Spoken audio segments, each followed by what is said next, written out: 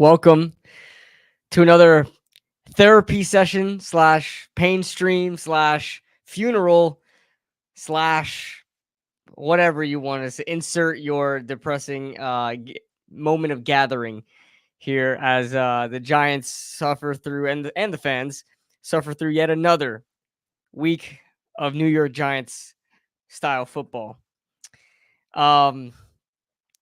There's going to be a lot of things to talk about. Obviously, I think we're probably more so going to talk about stuff that isn't even related to this game specifically.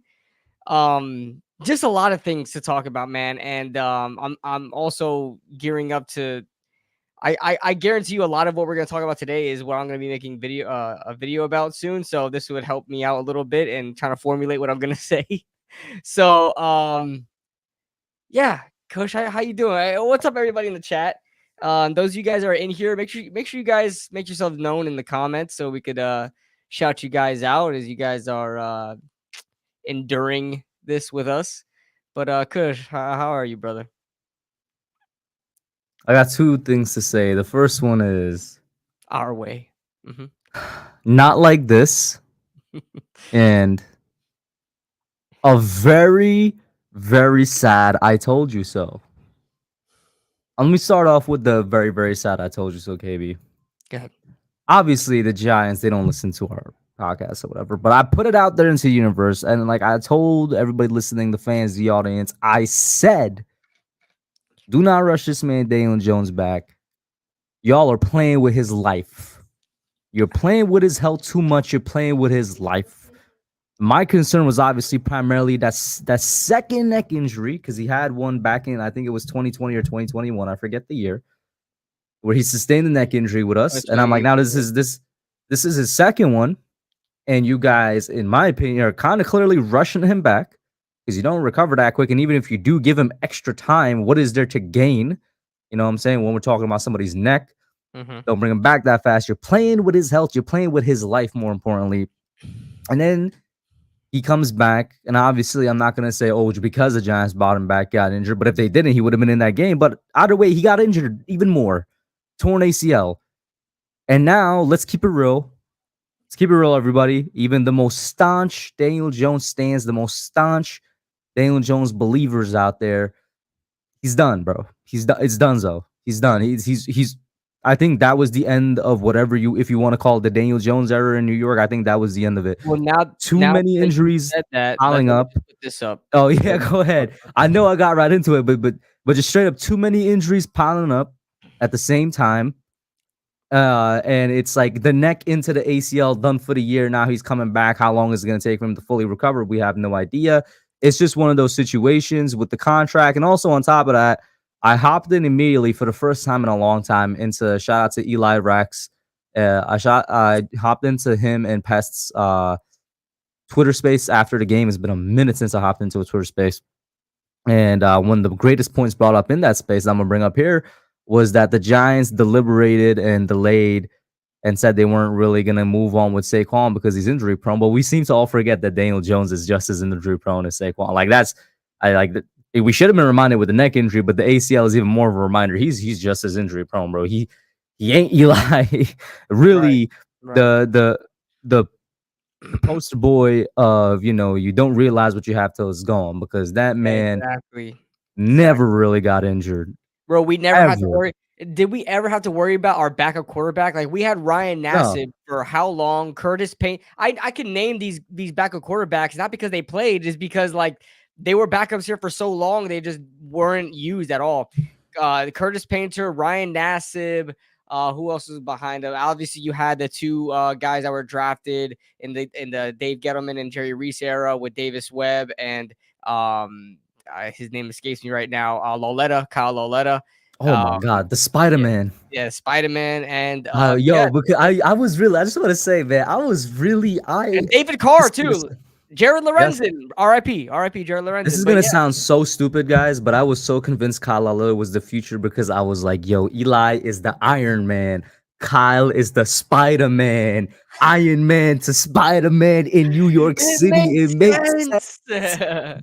Oh man, I I was I I was really on something um stupid. I'm not gonna lie. yeah, listen, when I was a kid, I thought Ryan Nassib was the future because I don't know why. I just thought that because I don't know. Um, But not to cut you off, KB, just but to yeah, finish out the opening thought. Yeah, so my thing of you what's up, guys Marjorie? playing What's with up, Daniel everybody? Jones's life and playing with his health. Shout out to everybody in here. I What's up, feel everybody? like in a vindictive sense, it was proven true because I still feel like he should have sat out more with his neck injury and then he wouldn't have torn the ACL. And then that leads into the first thing I said, which was not like this. I wanted a change, and that's not a surprise by this This is point in the season forcing for it. you guys. Yeah, it's forcing it. Not like this, bro. I didn't want Right. the man to break his body and get laid out and end in such a sad way. But Yeah, that's where we ended up. all right. Yeah, I'm gonna address this now, and I don't know if it's controversial or anything, but first of all, when it comes to Daniel Jones, I think personally his time here is done. Like and I don't say that with a mean bone in my body. I really feel for Daniel Jones. I've been a fan of him since we drafted him. I'm not gonna say I was on board. I obviously had that rant on YouTube when we drafted him, but I've like grown to like him. I've been defending him ever since, and I really wanted him to be the franchise guy. I never went into a season saying, "Man, I really hope Daniel Jones stinks it up so we can get a quarterback." I really and I'm really that type of person that's like, okay, we got the guy in here. We got a guy in here. Now let's hope he's the guy so we don't have to restart all over again. I hate restarting all over again. I hate doing that, you know? Um, so with that being said, Daniel Jones, I really feel like his time here in New York is over. And I say that because of the timing of his injury. We are in November now. The realistic timetable of him even coming back next year, because he's going to be on the roster next year, there's just too much money that we'll have to give up to pay him. That's just ridiculous, like $70 million. So he has to be on the roster next year. However, he will not be ready day one, week one, week two, week three. I think all the way up to probably a year from now, he will be ready off the ACL injury. And that'll be around, mid season, probably week 8, 9, 10 range. And so if the Giants, I feel like if they inevitably, I'm going to say inevitably, because I really do feel like we have to get a quarterback in this draft by force, by due to situation. Um, that quarterback is going to start day one. And from there on, you cannot bench your number 1, 2, 3, 4 overall pick to bring back Daniel Jones in. Like, that's just not an option. Daniel Jones is going to be making a boatload of money to be a backup next season. That's the situation we put ourselves in. And that's unfortunately what I think is going to happen. We'll talk about some quarterback situations later. I just want, this is just about Daniel Jones. We'll talk about all the quarterbacks and the draft stuff. I have a segment for that later. But yeah, like I said, Daniel Jones, I really feel like his time here is over. I really am heartbroken of his time in New York. He doesn't deserve. Call it what it is. I know he stole the New York Giants money, right, with the contract. I mean, that at the end of the day, anybody would do the same. Doesn't matter. He was drafted 6th overall. It wasn't him that drafted himself. It was the New York Giants that did. He's a person. He's a guy. He's a football player, and he's a starter in the NFL. Let's be honest with ourselves. Whether you like him or hate him, I really feel like he is a starter in this league. And all the things that he had to like try to overcome to try even to even have a chance in the NFL is quite remarkable. What the Giants supporting cast around him was, and of course he's just not the player to elevate, and that's why he looks a lot worse than he actually is, because he's not a Trevor Lawrence, he's not an Andrew Luck, right? He's not any of these top quarterback prospects that is going to elevate a team to be way better than they actually are. Instead, Daniel Jones is a quarterback that is going to play the way his team plays. He is going to go with the flow. He's a flow type of quarterback, and that's fine. That honestly, that's what I think Brock Purdy is. That's what I think a lot. Some of these quarterbacks are the mid-tier quarterbacks. I feel like those are guys that you can bring in. They could play in this league. They could start in this league, but they are not going to elevate your team.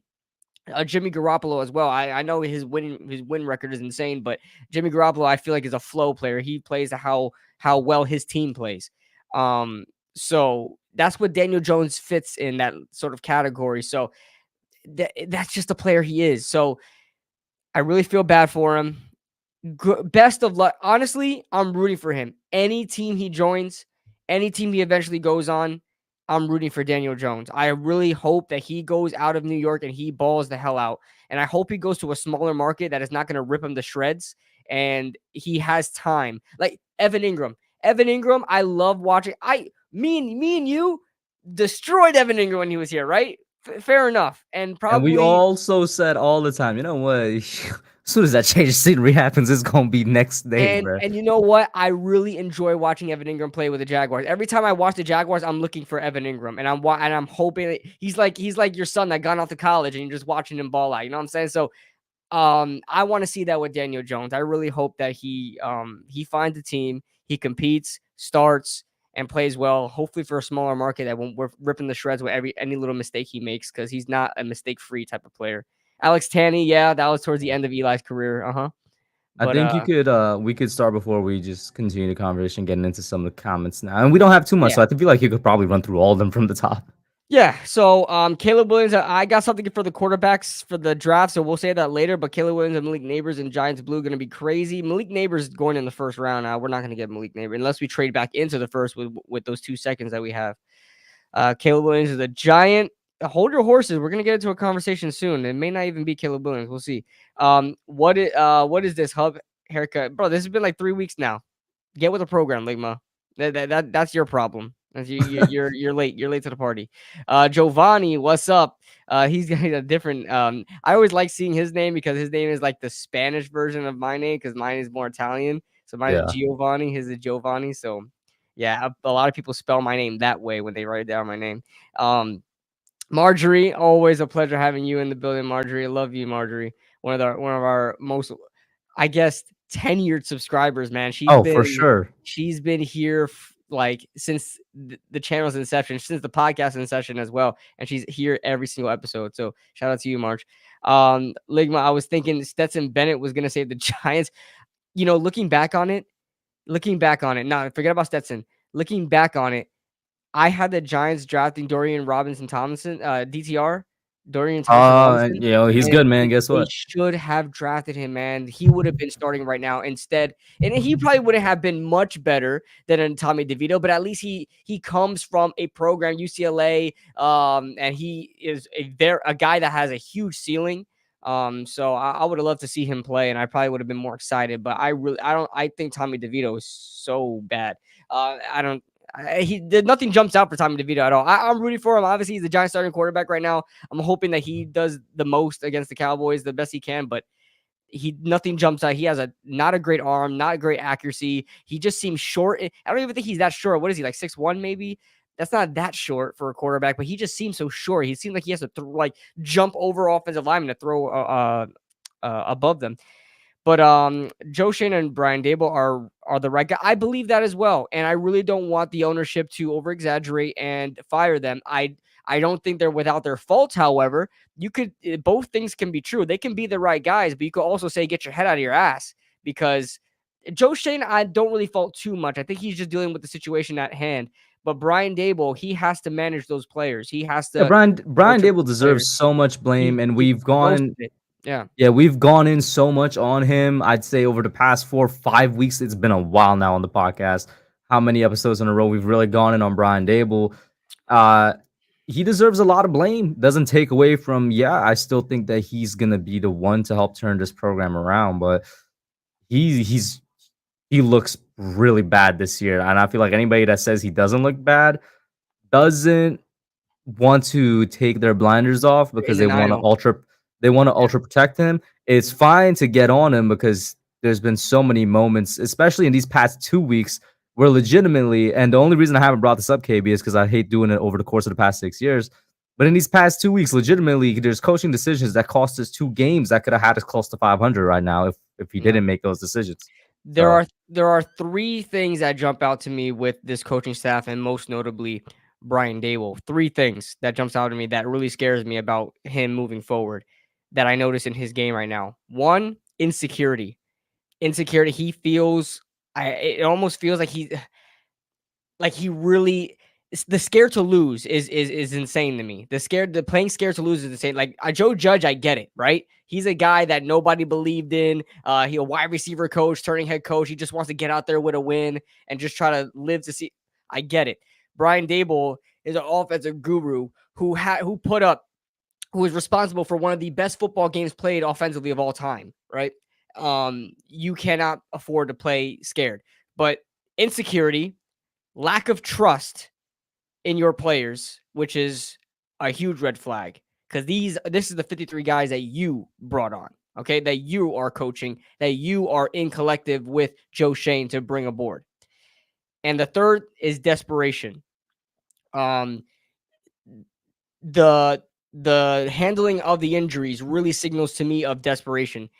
I honestly think if Tyrod does not get hurt in that game against the Jets, Daniel Jones wouldn't have been cleared to play against the Raiders. I guarantee it because of how fast that news came out. And it's almost like they didn't want to hide how obvious it was. How do you go Mhm. right after the game in the press conference, right after the game and say Daniel Jones is cleared? How the hell can you say that? Right after a game where Tommy DeVito, you don't let him throw at all. And that's another thing with insecurity and lack of trust. That Jets game really told me a lot of things. Okay. And this Raiders game wasn't really I can't blame it too much on Brian Dable. It's just circumstances, and he actually let Tommy DeVito throw the ball, But you're just not going to win a game with Tommy DeVito. I don't think we're going to win a game with Tommy DeVito, but yeah, those are the three things that really jumps out to me about his coaching game that really needs to be fixed because that is not something a winning head coach. Like those aren't traits of a winning head coach, man. You can't be insecure about your team. You can't have a lack of trust in them either. And you cannot be in full desperation mode where you're just throwing guys that are injured, like the Andrew Thomas thing in the beginning of the year. Had that man play, he hurt his hamstring in the first drive of the game and he played the next 3 quarters, you know? Mhm. So, like, desperation was what reeked since the beginning. So it's not like, oh, all these injuries were adding up and he was overwhelmed. No, we seen that in week 1. He left Andrew Thomas out there. So you can tell that's kind of been presenting itself since the beginning. But Daniel Barry, what's going on? Ligma, Caleb Williams out there and trade up for arguable. I would love to see what we can do with 2 second-round picks. But if Neighbors is available at some point in the end of the first, let's see if we can combine those 2 seconds. Maybe. Just something to keep in mind. Mara has a say-so on this whole ordeal. Remember, he loves Daniel Jones. I get it, but I really hate talking without facts and sources. Everybody's on Twitter talking about how Daniel Jones made the call to John Mara to get him signed. There's no source for that. Where are we getting this from? I don't know.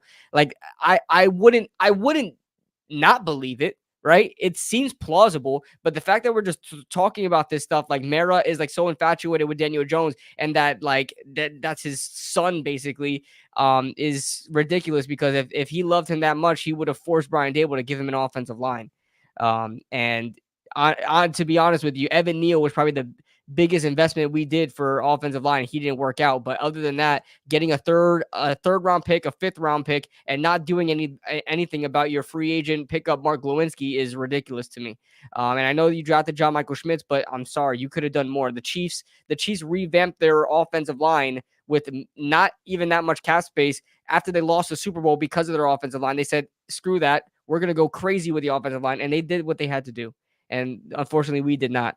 So the whole John Mara thing, I could believe it, but if he loved them that much, he would have made them get an offensive line. Tanny, yes, remember Tanny.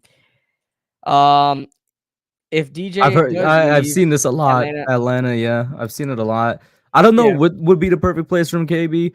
But another comparison I've seen a lot, which I'm like, okay, yeah, I could see that, is that he could really go on another team and be what Ryan Tannehill was initially for the Titans. Nobody expected Tannehill to go in and take the he was starting a job, bridge. He but was he a was yeah, straight. he was supposed to be like a bridge. Now he inevitably became a bridge again because it's Levis.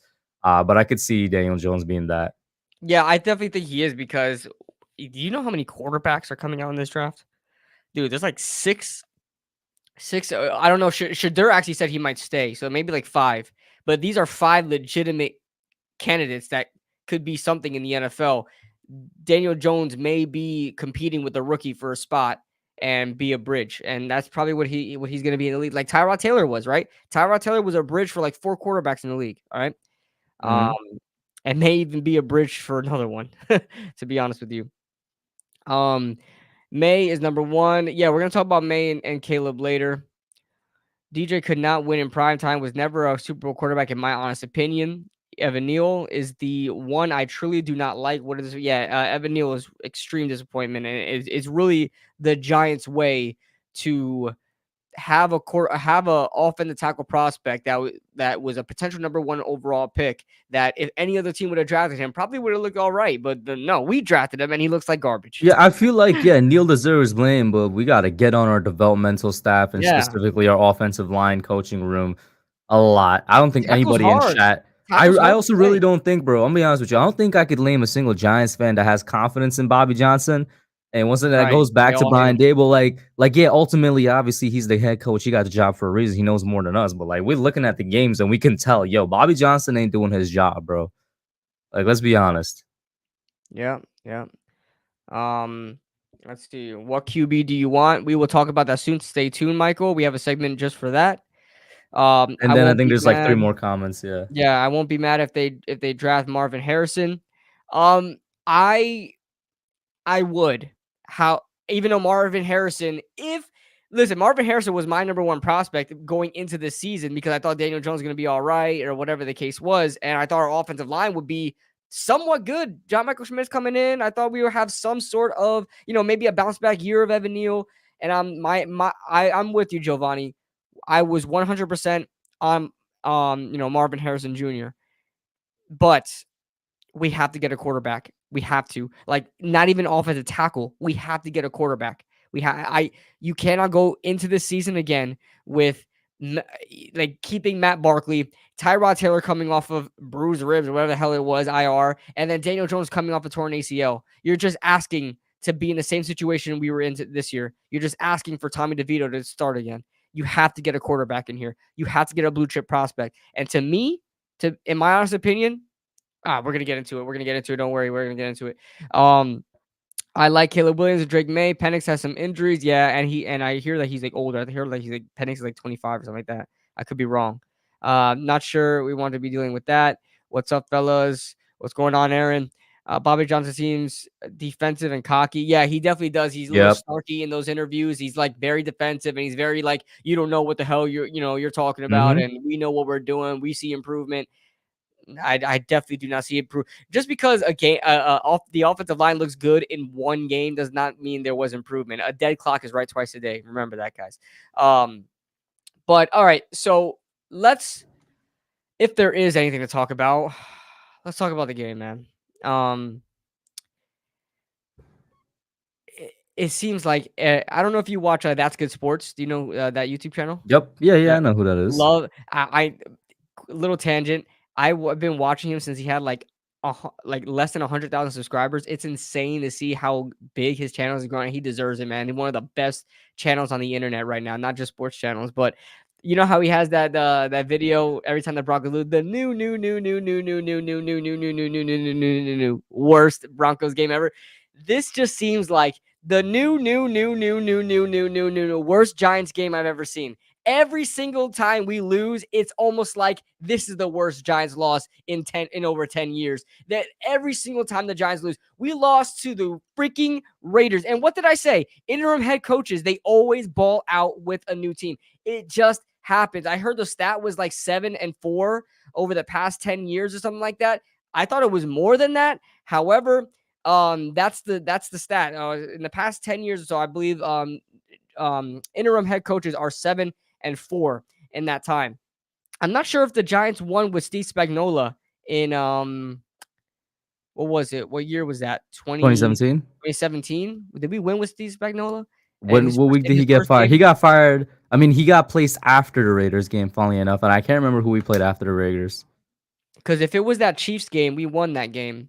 If it was that Chiefs game, um, I remember that's the only bright spot I had in that season that we beat the Chiefs. I was so happy. But yeah, the Raiders. First of all, shout out to Antonio Pierce, man. Shout out to bro. he's gonna be the Raiders coach, and they have a future We with don't know Antonio that. We Pierce. don't know that because their interim head coach last year got them to such a great record That's with what they true. were, and they still didn't keep that man. That's true, but Rich Bashat, I forgot his name, looks like a great guy, right? But looks like your fun uncle. Antonio Pierce looks like he's a commander or general in a freaking in like a damn gladiator troop. Okay, he did not smile. Besides, like when Max Crosby was like talking to him on the sidelines, where I remember I seen that he did not smile during the game. We were getting stomped 24-0. Okay, by halftime, and he did not smile at all. In fact, you saw him kind of getting pissed off. It seemed like he saw things he didn't like on the field. You can tell he's a perfectionist. You can tell that he wants to win, and you can tell he has a chip on his shoulder. Just how Josh McDaniels. Did you hear about that story? How Josh McDaniels got fired? No. But what I He will say is I don't disagree with you. I'm just saying this is Raiders owner Yeah, and I agree management, with you. bro. I agree with you. They'll be making maybe he won't be the head coach, but they'll be making a stupid decision if he doesn't, if he's not the head coach. But Josh McDaniels brought in all the I don't think it was the entire Raiders team. I think it was like the team captains and star players and stuff like that. Brought them in, had like a little freaking kumbaya with them, and said like what's wrong with the team or whatever. And I heard they were airing out their grievances, airing like to Josh McDaniels about him and stuff like that. And then Antonio Pierce comes in and sort of gives an example, and this example is so like perfect because Antonio Pierce was on the Super Bowl teams and Josh McDaniels was on the other side of the Super Bowl teams with the Patriots, and was bringing up how he didn't care about the Patriots record. That team did not care about the Patriots record. They went out there and they played hard to the end and stuff like that. So he kind of used that analogy, used that example of that 2007 Giants team were, super underdogs, bro. Nobody believed in that team. And so he kind of tried to do that to kind of pump up the team a little bit. And Josh McDaniels, this is confirmed already by Jay Glazer. Josh McDaniels went up to Antonio Pierce at the end of that meeting and said, "Don't you ever talk about the Patriots like that again." That's what he said. That's I gotta be would have fake, been bro. That's I gotta would be have fake. been perplexed. No, it's confirmed. No, that's Nobody has gotta be denied fake, it. bro. Nobody's denied it. Jay Glazer already confirmed it, and nobody came out and said that did not happen. Not even Antonio Pierce himself. You I know know what's he heard so about the quote. funny? Even though, yeah, I'd be completely on Antonio Pierce's side for several reasons. One, I'm a Giants fan. Two, he's a Giants legend. And three, that's just disrespectful to speak to another man like that. But at the same time, I'm like, yo, you chose to go work under them. You know what I'm saying? It's like one of those situations. You accepted the Right. job offer from him. You know, this comes with it. We know Yep. what Josh McDaniels is. It's not like we don't know what he is, but it's like Oh his my third god. time as a head coach or something. Second, probably. It's so funny seeing him when he got hired by the Raiders and how he was talking about how he learned from his mistakes as the Denver head coach, and he was probably a worse coach here than he was at Denver. It's insane to Mhm. me. It's absolutely insane to me. And they come out here and they beat a Giants team, a bad Giants team, mind you, but the Raiders, to be honest with you, in a power ranking sense, the Raiders were not that far off from the Giants. They Bro, it's probably just that I think we legitimately have the worst offense in NFL history. And I know that history. Yep. I, Yep. I know that we're on History pace to be like top three worst of all time, but even if we finish top three worst, you know why we are the worst? Definitively, even if the stats won't say that. Because we're the worst in an era where offense is is explosive and yep. is the Yep. name of the game. And we're up there with teams from the 40s in terms of worst offense. That's how you know we are the worst. Yeah, and back We then it was defense, shouldn't be this defense, bad. defense back then. Yeah, and football has gotten so much smarter. Football has gotten so much more advanced, especially from the offensive side of the football. There's no excuse to put up 10 points a game. Absolutely no. We're averaging 10 points right now after this game. We were averaging 11. Now with the 6 points that we put up, we're averaging about 10 points per game. That is, I mean, back in 2016, I thought putting up 16 points a game was pitiful. Like I was not that happy We're in 2016. struggling to put up 10, bro. It's Yeah. not like we're averaging 10. We're Yes. struggling to put up 10. I was saying this. How many backup quarterbacks and like bad quarterbacks played this past Sunday, bro? Like fantasy football was not good for a lot of people, especially me, because a lot of backup quarterbacks were playing. You had Josh Dobbs, who He's was that guy, bro. only I don't was care what anybody. only Josh there. Dobbs is that guy, Oh, bro. he's that guy. He's that guy. Only there 3 days. He's never practiced with the team yet. He didn't even practice with the team yet. He hasn't never thrown to those receivers. He's never played with that offensive line. He doesn't know their play calling. He doesn't know their own terminologies and cadences. Kevin, this is also a nod to coaching too. Kevin O'Connell needs to get recognized for this as well. He translated his play calling to Josh Dobbs' terminology to try to better assist Josh Dobbs in what he was doing on the field when he was calling plays. And Josh Dobbs was calling the plays. Josh doesn't know what the hell he's doing, and Kevin O'Connell is guiding him through the plays every snap. In the huddle and stuff like that. So that was an amazing job. And you know how they put up 31 points. We could only dream of that, Kush. They got a quarterback who they traded a 6th-round pick for. He's there 3 days later. He's a journeyman quarterback. This was his 5th team since week 15 of last season. That's what the stat was. 5th team. And he went out there and put 31 points against a not great Falcons team, but bro, it's an NFL team. It's an NFL team. But who was on the other side of that?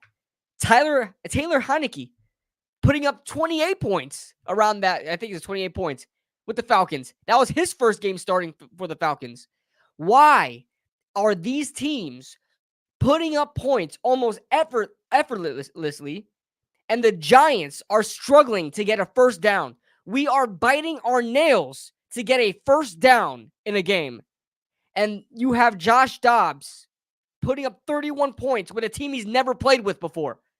Bro, that's like playing backyard football. And you're like, hey, bro, come play quarterback with us. Our guy left. All right, bro, no problem. And balls the hell out. 500 yards, 7 touchdowns, and just king of the park. That's Josh Dobbs. And we can't put up a first down with players, with Tyrod Taylor, Daniel Jones, Tommy DeVito. It doesn't matter who it is. You can't even get a first down.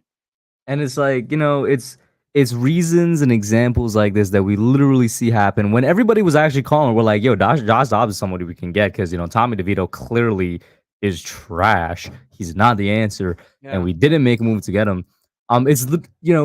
It's things like that that make people go to the conspiracy theories of like, yo, they got to be tanking, because how do you not, as a coach and front office, how do you not go and pick up somebody that is better than Tommy DeVito, which is literally any other quarterback in the league, or somebody that's proven like Josh Dobbs? At this point, he's a proven journeyman, and he's that guy to fill in when you need somebody to fill in.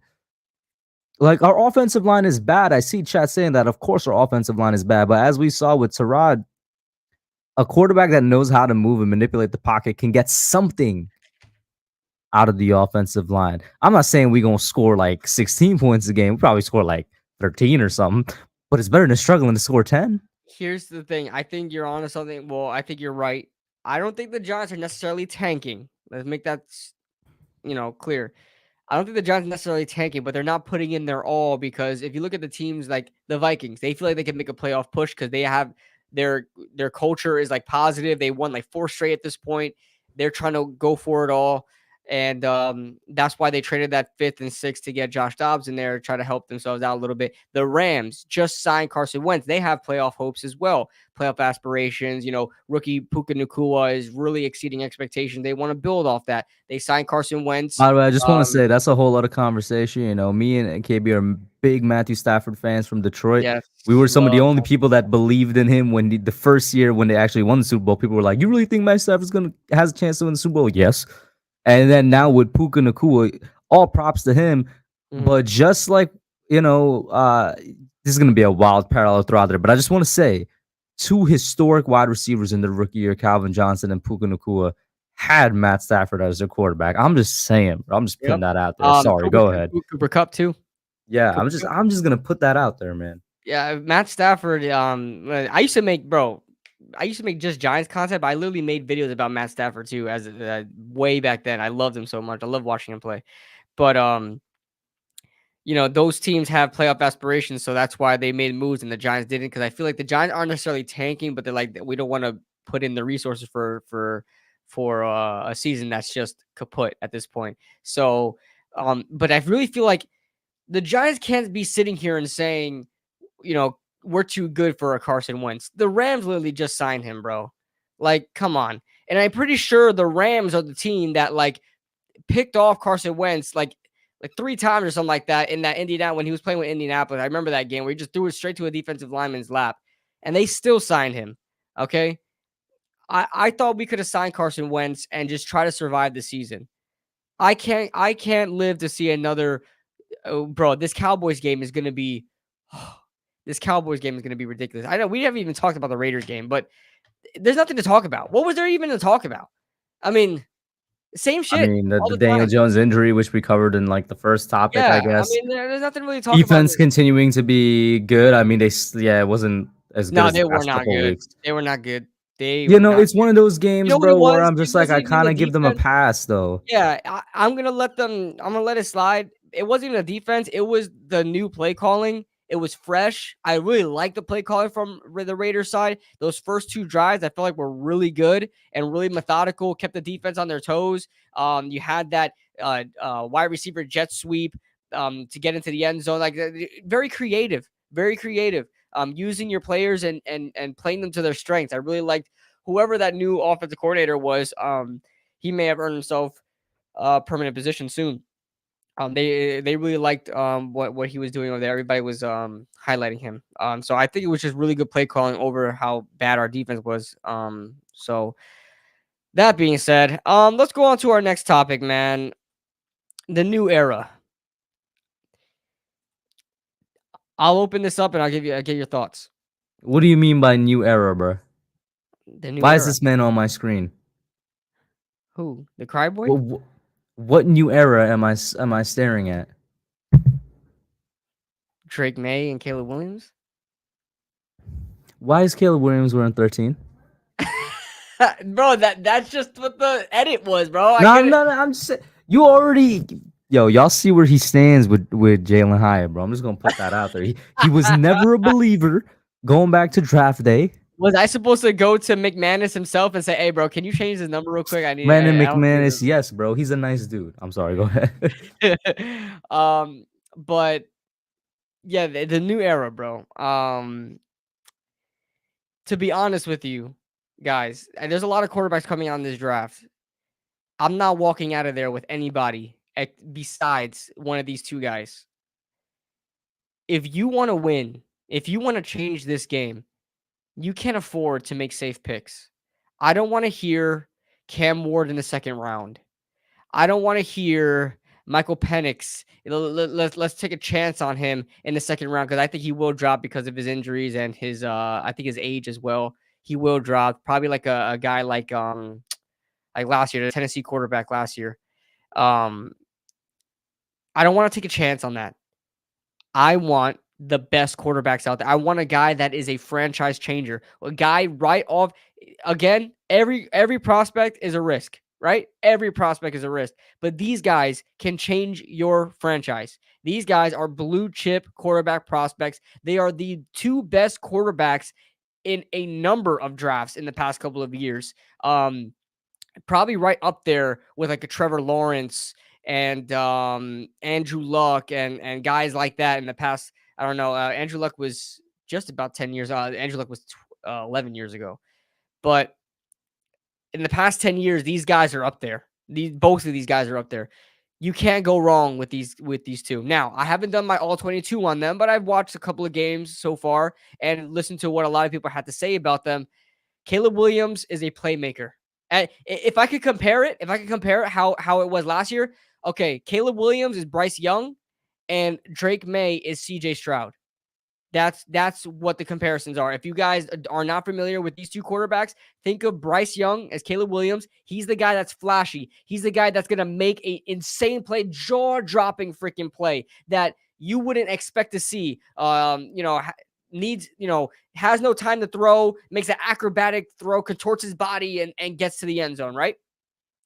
I will And say, to be fair, CJ Stroud is doing that as well. You know what's crazy? CJ Stroud should be in MVP talks, bro. That's the oh crazy yeah, part. I'm just gonna oh put yeah, that out there. oh He's yeah. that He guy. may be. I don't know if there's ever been a rookie that won an MVP, but he could be in that conversation. Drake May is a guy that's like CJ Stroud. He plays better in those structure in the structure.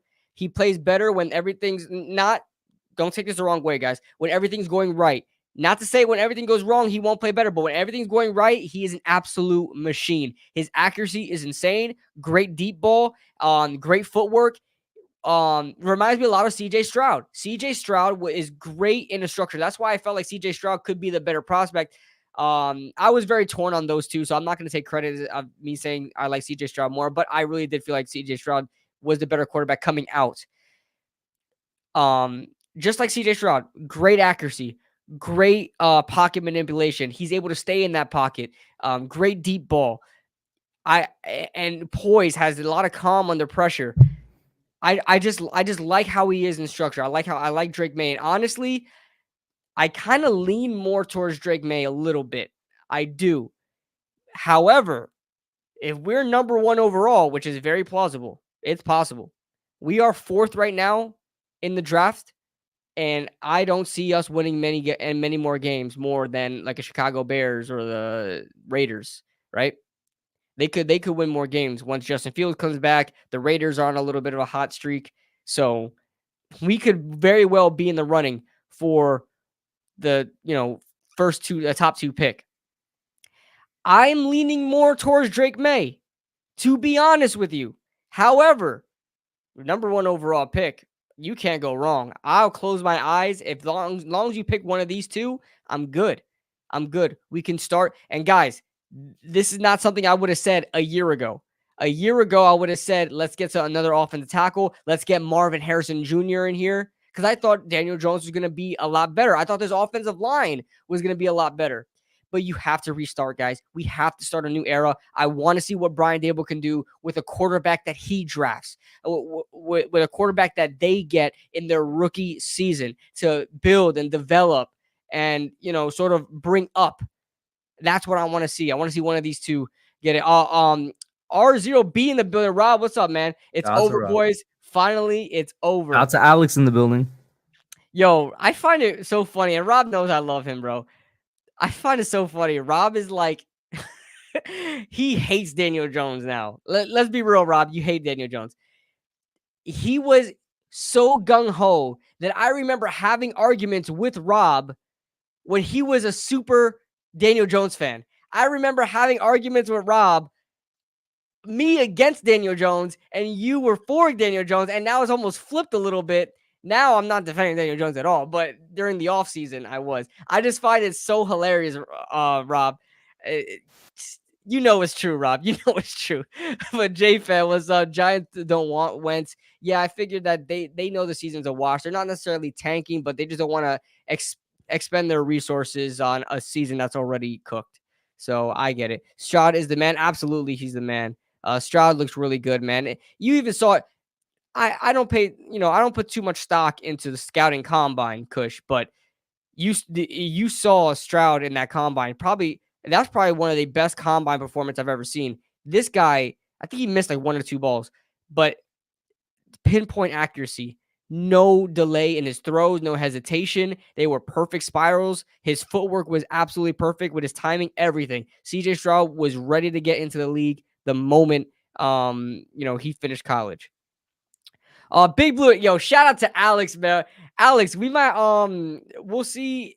I don't know if we'll do it next week or the week after that, but Alex, I want to have you on, man, for if you're down for a Young Gun stream, bro.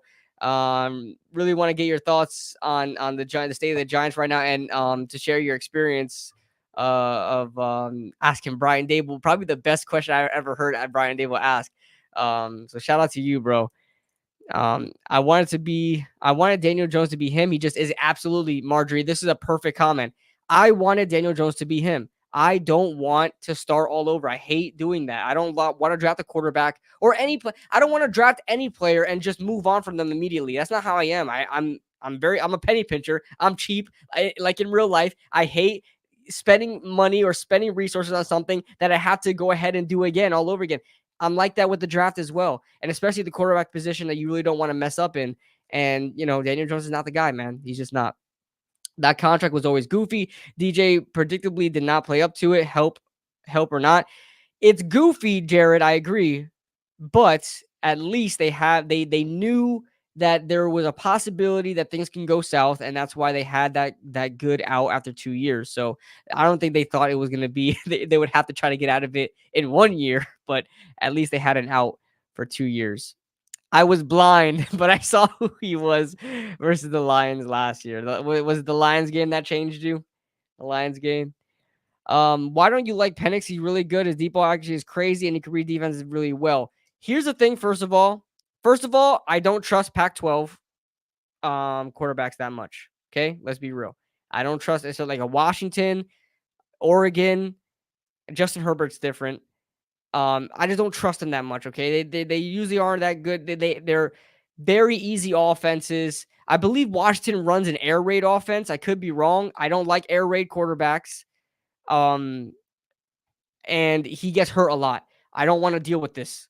Look, you want a quarterback that gets hurt a lot, and we're going through it right now. Both of our quarterbacks injury prone. Both of them are out, and we're starting a third string quarterback. I don't want to go through that again. I'm sorry. I want a guy with a better injury history, and I know he's older. If I'm not mistaken, I think Penix is like 24, 25 already. I could be wrong. Fact check me on that. This is what I heard. Not completely clear on that, but I heard it was injury and age is the biggest thing for Michael Penix. It's the same thing that why is his name escaping me? The Tennessee quarterback from last year. And then Hooker. Hendon Hooker. Hendon Hooker is a first round talent. He is. He's a first round talent. However, he was 26 coming into the draft. I don't think he has injury history, and he runs an air raid offense. That's we don't like that going into the NFL. Those are things that he's a first round talent, but that's why he got taken in the bottom of the second round, I believe, or second or third round. I think it was a third round actually. He's 23. Yeah, he's a little older. That's not too bad. That's actually not too bad. I think around draft time he's going to be 24 though. I heard people don't like him because of his age as well. But like I said, injury concern for Penix is legit and warranted. Yeah, and we don't want to go through that again, man. But I've been talking for a long time, Kush. What are your thoughts, bro? In terms of the new era, I don't necessarily disagree with anything you have to say. You guys know already, it's been a minute since I've really done anything heavy draft related. I didn't do it for this past year's draft, and I'm not sure when I'm going to start for this upcoming year's draft. I'm not going to start now. I'm still going to, just kind of suffer through a season before I give it a good go in January. But when it comes to these two guys, I'm a fan of both of them. And from everything I'm hearing, they sound like they're going to be those guys. However, until I take a deeper look in my mind, I'm always like, okay, like every year we have a couple guys that's going to be those guys. Literally last year, we had a couple guys that were going to be those guys. The year before that, we had a couple guys that were going to be those guys. And every time I hear mainstream media talk about Caleb Williams, for example, I do roll my eyes a little bit, KB, because they're like, he's the greatest quarterback prospect since Andrew Luck. I'm like, we had Trevor Lawrence a couple years ago, and Trevor Lawrence was him. Like was literally one of the greatest, if not the greatest, quarterback prospects. I'm not saying quarterbacks. I feel like we all forgot about him. Why do they all forget about him? Bro, I don't of understand. all time, Bro, he was Trevor Lawrence is like literally one of the greatest, if not the greatest, quarterback prospect of all time. Everybody slotted Trevor Lawrence as the number 1 overall pick 3 years before he even entered the draft. 3 years before he was even draft eligible. Yeah. Right. So every time I hear that, I roll my eyes. And every time I hear that, I kind of don't look at these guys too seriously until I take a deeper look. But I know what the hype is around them. I know what's being said around them. Caleb Williams is that dude to me. As of right now, as somebody, once again, that hasn't taken a deeper look, I kind of like Drake May a little bit more. Because from what I've seen, Caleb just sometimes comes up short a little bit too much against these other really good teams.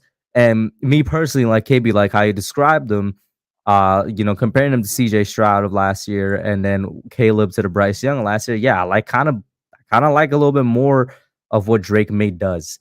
That's just me. And honestly, that's who I like a guy that works well in structure. I like a guy that's so like mechanically sound and there's nothing wrong in his game. And footwork's perfect, very poised, accuracy. I like Caleb Williams' game where he can like scramble around and make a crazy circus play, but you don't want that to be every single play, right? You don't want I want a guy that in structure is gonna look like how Drake May does, or CJ Stroud is a really good example. I like CJ Stroud's game more than Bryce Young's game, and you can see that kind of paying off early on in their careers. We'll see what happens later on in their careers, but CJ Stroud's off to a great start. And I'll say this. Let's be honest. Are we really? I don't think we're gonna be that bad to get the first overall pick. I think I so. think there's. You think so? I Here's the thing, I the don't guy, see it happen. the You know, team. it's gonna sound so weird, bro. This is gonna sound so weird. The Giants are just not a team to have the first overall pick. I know. We're just Yo, not, bro. That's not it just happening. seems so unlikely, right? Because I'm just I'm the closer you we know got what? with Saquon Barkley. I'm gonna make a declaration right now. It's not happening. At worst we're gonna get like the second overall pick. We're not getting the first overall pick, bro. It's not I'm happening. looking at the draft It's order right now. we're gonna get the second overall pick if we continue to be this terrible. And if we get Drake May, we'll be Gucci. We'll be fine. You know what I'm saying? But I'm just saying, like, we're just not a team to have the first overall pick. That's just me, bro. Yeah. Hands up. You know what I'm saying? Gun to my head. Fate of the universe on the line. Oh, it was And the 22. Martians got the death beam pointed at Earth. The Giants ain't getting the first overall pick. That's just me, bro. I think the Giants are at 4th right now. I'm trying to see who is the who are okay. You have the Cardinals at 1 and 8, and the Bears having this 2 and 3, the second and third pick. All right, we have to really, and the Patriots are 2 and 7 as well, but they have the 5th overall pick. We are 4th right now. I really think that we have a chance of getting in the top 2. And here's the thing: Arizona is probably not going to draft the quarterback because they have Kyler Murray. They're probably going to trade that pick out. They need to trade it. We need to trade up. We should trade up. I know if we're not in the top 2, we should definitely trade up. If the Giants are in love with one of these quarterbacks more than the other, they should trade up. You'll probably give up a first round pick or whatever. But the Giants are definitely in position to get one of these guys. And if they don't, I'm questioning the GM. And I thought I would never say that because this team has so many problems, but quarterback has really become an issue. We need to get a new quarterback in here. And with the Bears have 2 picks before us. They have the second and third pick. I think their pick, I don't know which one is theirs, the second or third one. I don't know which one is there, but I think they're going to win more games than the Giants, to be honest with you. I think their team is better than ours. They're starting to kind of get a little, something, something to hold on to. And when Justin Fields comes back, I have a feeling that they'll win some games. When he's coming back from that, like thumb injury or something like that, they'll win some games. And the Cardinals, we'll see what happens when Kyler Murray comes back. But I really think the Giants are in position to get Drake May or Caleb Williams. So I think we could do it, man. I think we can do it. I don't see the Giants winning another game. I'm sorry, I don't. I We'll think we see. are I going to just I go just 2 and I don't 15. see we should make a bet on this. We're not getting the first overall pick, bro. We should make a bet. Oh, no, I'm not confident we get the number 1 overall pick. I think I'm Arizona. just saying, put something on it, bro. What? Just put something on it, bro. Like I'm just saying, put something on it. You want some? You want to put on some dew? You want Yeah, put some dew on it, bro. some dew on it? I'm not confident in the number 1 overall pick. I think we could, but I'm not confident. I think we'll get in the 2 or 3. I honestly think we're ending up with like the fourth or third. I'll be real with you. I would say 2 or And 3. that's gonna put us in a real tough position when we end I up with the no, fourth no, or no, it third. doesn't. Not at all. Trade. Trade. Yeah, bro, Yeah, you are but in it all depends who's sitting at 1 and 2 if we're at 3. If it's 2 teams that need quarterbacks, bro, it's gonna be a tough position. That's what I'm saying. Arizona and Chicago are probably going to be those teams. Chicago could get a Or quarterback, but or or the Patriots could be one of those, and they definitely might take somebody. we just got to be worse than the Patriots. But yeah, the Patriots are definitely going to try to get a pick. And that's why we have to trade. Either way, no matter where we're at, we need to trade. No matter where we're at. But you cannot walk out of this draft. You cannot walk out of the war room on day 1 without a quarterback. You can't do it. You can't do it. And it has to be one of these two. I don't want Quinn Ewers, even though I'm a big Quinn Ewers guy. I made a video about him back when he was coming out in high school. I don't want a Quinn Ewers. I don't want a Michael Penix. I don't want a Cam Ward. I don't want any of these guys. I don't want Bo Nix. Okay. I don't know why he's even talked about as being a good prospect in this draft. Bro is like 37 years old. Yeah. And he was like one of the worst quarterbacks in college football history at Auburn. I'm not going to ignore that. I don't want any of those guys. I'm getting, and I don't even know who's the third, who's everybody's 3. I think everybody's 3 is like Michael Penix. I don't even want him. I want the best you can offer me. The best one. It's going to take us to move mountains to get this team better, okay? You can't do that with a second round developmental guy like Cam Ward. No, I don't want that. I want a guy that is going to change the team immediately. I know there's a risk. What the fuck? What the fuck? You scared the life out of me. JJ McCarthy. I don't even want him. I don't want him. Are you Oh my good? god, my entire workstation is just wet right now. It went down my Pause. breathing.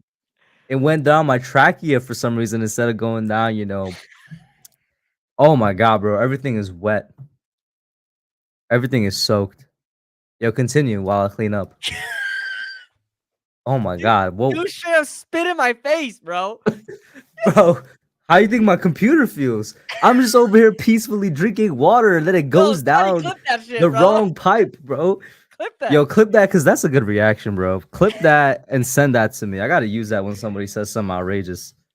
All right, guys, Oh man. listen. There are a lot of quarterbacks in here. To sum this up, there are a lot of quarterbacks in this draft. There's Caleb Williams. There's Drake May.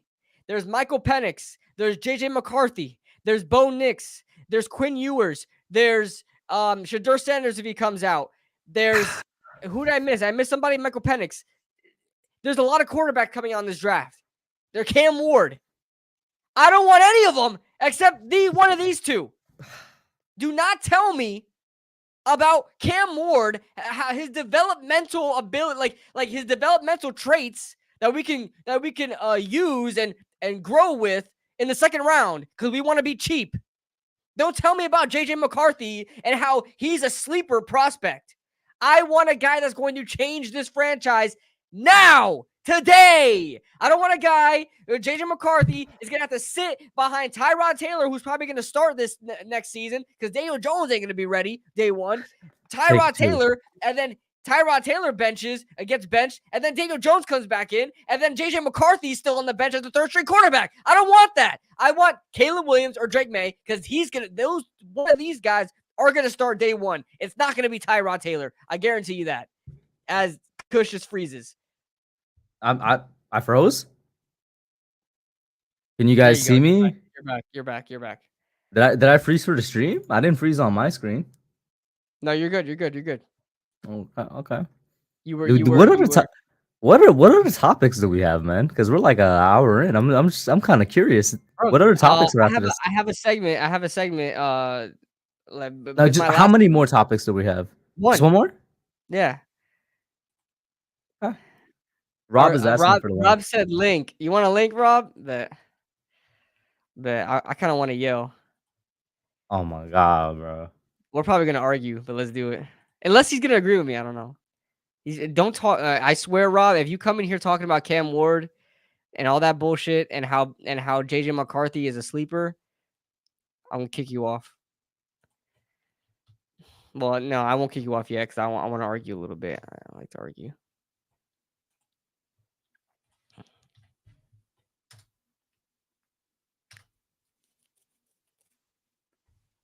I said it on Twitter, Rob.